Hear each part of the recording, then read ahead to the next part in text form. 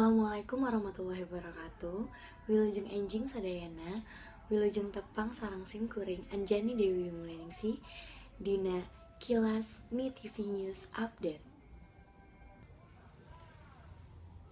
SD Citamiang nyaeta sakola anu tempatna di Jalan Raya Puncak Megamendung. Kiwari kaayana pika sediheun, sarana pikeun diajar kirang hade. Kukituna dina rangka ngabantu SD Citamiang, SMA Negeri Hiji Ciawi ngayakeun bakti sosial pikeun ngabantu sarana pangajaran di SD Negeri Citamiang.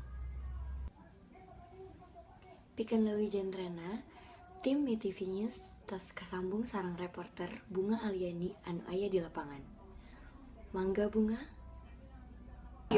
Simkuring Bunga Aliani sareng juru kamera Lala Rahmawati nuju aya di SMA Negeri 1 Ciawi. Bener udah dicaroskeun jadi tadi, yang dina rangka ngabantu barudak di SD Citamiang, SMA Negeri 1 Ciawi ngayakeun bakti sosial.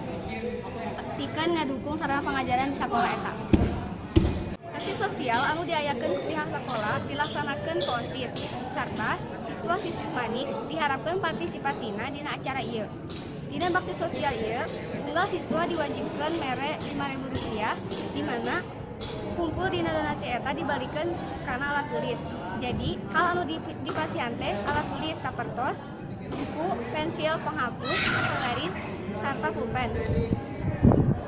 Dieun teh eta tiasa oge nyumbangkeun saragam-saragam sakola SD anu pantas keneh dipake atawa tas, sapatu, jeung sajabana. Pangumpulan donasi acis atanapi barang mimiti dimulai dinten Salasa kaping 12 September nepi ka dinten Senin kaping 18 September 2017. Dina informasi nu tim Mi TV menangkeun, perwakilan ti OSIS bade datang ka SD Citamiang dinten Rabu atawa atanapi Sabtu.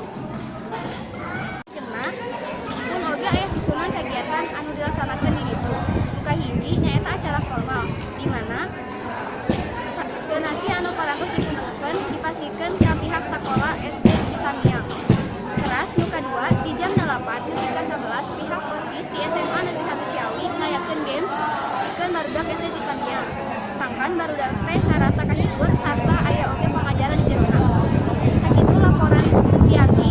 Salajengna balik deui ka Anjani di studio. Nya hatur nuhun Bunga Aliani anu parantos masihan wartana sangkan leuwih jentre. Dugi sakitu wae anu tiasa ku simkuring tepikeun. Mudah-mudahan dilancarkeun acara baksos ieu. Hatur nuhun pamirsa sadaya, simkuring Anjani Dewi Mulyaningsih wilujeng tepang deui dina acara Mi TV News milik urang sadaya.